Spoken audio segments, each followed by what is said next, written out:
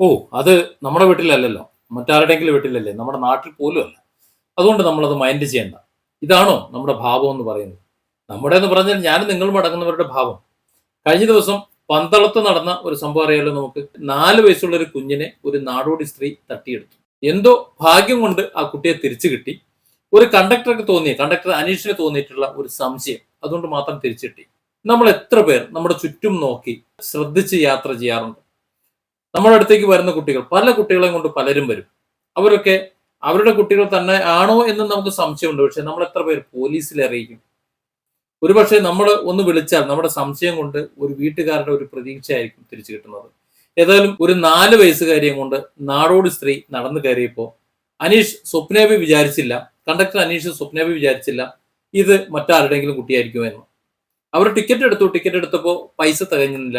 50 രൂപ മാത്രമേ ഉള്ളതിന് ഉദ്ദേശിച്ച സ്ഥലത്തേക്ക് കിട്ടില്ല എന്ന് പറഞ്ഞുകൊണ്ടുള്ള തർക്കം. ആ തർക്കത്തിൽ എന്തോ ചെറിയ ഒരു സംശയം. അതുമാത്രമല്ല, കുട്ടി കയറിയ ഉടൻ തന്നെ അനീഷിന്റെ കൈവിരലിൽ മുറുക്കെ പിടിച്ചിരുന്നു. വെറുതെ പിടിച്ചല്ല, മുറുകെ പിടിച്ചിരുന്നു എന്നാണ് പറയുന്നത്.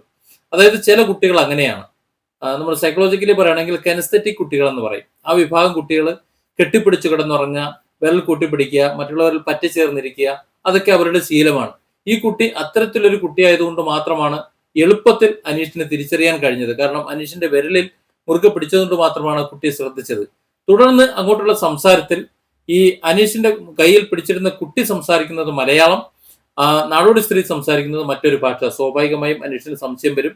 ഏതായാലും പന്തളം പോലീസ് സ്റ്റേഷന് മുന്നിൽ വണ്ടി നിർത്താൻ ഡ്രൈവറും അനീഷും കൂടി തീരുമാനിച്ചു. വണ്ടി നിർത്തി സ്റ്റേഷനിൽ വിവരം പറഞ്ഞു. ഈ കുട്ടിയെയും നാടോടി സ്ത്രീയെയും പോലീസിൽ ഏൽപ്പിച്ച് അവർ യാത്ര പോയി. ഏതായാലും ഒരു വലിയൊരു കാര്യമാണ് ഒരു ചെറിയ സംശയം കൊണ്ട് നടന്നത് എന്ന് നമുക്ക് പറയാതിരിക്കാൻ വയ്യ.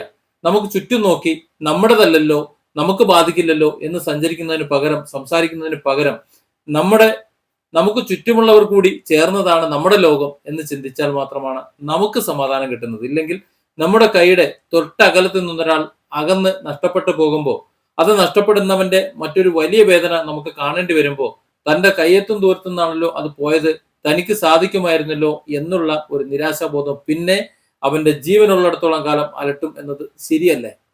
നമ്മുടെ വീട്ടിലൊക്കെ സംഭവിച്ചാൽ മാത്രമേ, അല്ലെങ്കിൽ നമ്മുടെ കുട്ടികളൊക്കെ നഷ്ടപ്പെട്ടാൽ മാത്രമേ നമ്മൾ ചിന്തിക്കൂ എന്ന് കരുതുന്നത് ശരിയാണോ?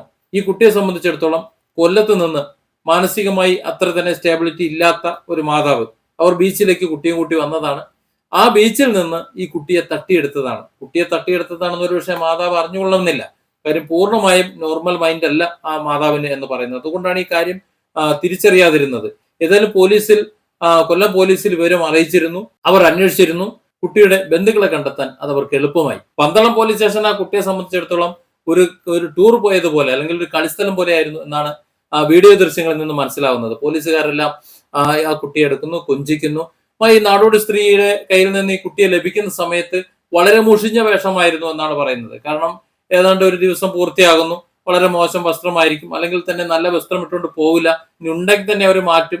കാരണം അവരുടെ കൂടെ, നാടോടി സ്ത്രീകളുടെ കൂടെ ആ ഒരു സ്റ്റാൻഡേർഡിൽ ഉണ്ടാകാൻ പാടുള്ളൂ. അല്ല എന്നുണ്ടെങ്കിൽ എളുപ്പത്തിൽ പിടിക്കില്ല. ആ ബുദ്ധിയൊക്കെ അവർക്കുണ്ട്. ഏതായാലും ആ കുട്ടിക്ക് പുത്തനെടുപ്പ്, കളിപ്പാട്ടം എല്ലാം ഉണ്ടായിരുന്നു. GD റൂട്ടിലുള്ള വനിതാ പോലീസ് നേരം വൈകിയും, അവരുടെ ഡ്യൂട്ടി കഴിഞ്ഞിട്ടും നേരം വൈകിയും ഉണ്ടായിരുന്നു. കുഞ്ഞിന്റെ ബന്ധുക്കൾ വന്ന് ഏറ്റെടുക്കുന്നത് വരെ അവിടെ നിന്നിരുന്നു എന്നാണ് മനസ്സിലാകുന്നത്. പോലീസ് സേനയെ നമ്മൾ എത്രയൊക്കെ കുറ്റം പറഞ്ഞാലും ഇത്തരത്തിൽ ചില സൽപ്രവൃത്തികൾ കൂടി നടക്കുന്നുണ്ട്. ഏതായാലും കണ്ടക്ടർ അനീഷിനെയും സമയോചിതമായി പ്രവർത്തിച്ചുള്ള ഡ്രൈവറെയും അനുമോദിക്കാതിരിക്കാൻ പറ്റില്ല. അനീഷിനെ പോലെയുള്ളവർക്ക് വേണമെങ്കിൽ ടിക്കറ്റ് കൊടുത്ത് മാറി നിൽക്കാം, തനിക്കൊരു ഉത്തരവാദിത്തമില്ല എന്ന് കരുതാം. പക്ഷെ അനീഷ് കൊടുത്തത് ഒരു വലിയൊരു ജീവനാണ്, ഒരു ജീവിതമാണ്, പ്രതീക്ഷയാണ്, മാത്രമല്ല വലിയ ഒരു മാതൃകയുമാണ്. ഇതുപോലുള്ള അനീഷ്മാരാണ് നമ്മുടെ സമൂഹത്തിൽ ഉണ്ടാകേണ്ടത്. അനീഷ്മാർ ഇത്തരത്തിലുള്ള പ്രവൃത്തി ചെയ്യുമ്പോൾ അവരെയാണ് ലോകത്തെ അറിയിക്കേണ്ടത്. ഇങ്ങനെയും ചിലർ ഇവിടെ ഉണ്ട്, ഈ മനുഷ്യന്മാർ കൂടി ചേർന്നതാണ് ഈ ലോകമെന്ന്. Different angles. Don't forget to subscribe and support this channel.